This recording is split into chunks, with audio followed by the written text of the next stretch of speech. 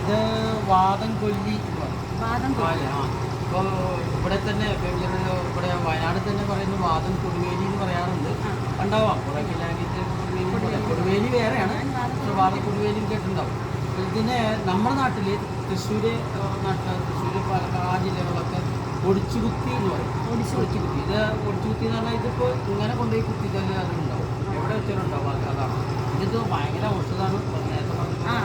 Delivery കഴിഞ്ഞിട്ടുണ്ടെങ്കിലുള്ള സമയത്തൊക്കെ നീരിനെ വലിച്ചു നീരിനില്ല തിളപ്പിച്ച് കുടിച്ചാൽ നീര്.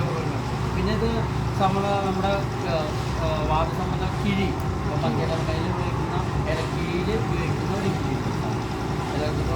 ഇത് മാത്രമല്ല അതിൽ ഒരു ഇൻഗ്രീഡിയൻസാണ് ഈ വാദം. ഇതിൻ്റെ ബൊട്ടാനിക്കൽ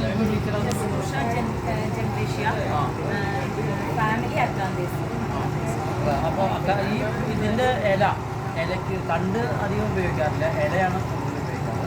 വേര് അമൂല ചില ഇതിന് ഉപയോഗിക്കാറുണ്ട്. പിന്നെ ഇത് ഉള്ളിലേക്ക് അത് അധികം കഴിക്കാറില്ല. അതാണ് അതിൻ്റെ എക്സ്റ്റേണൽ യൂസാണ് കൂടുതൽ ഉപയോഗിക്കുന്നത്.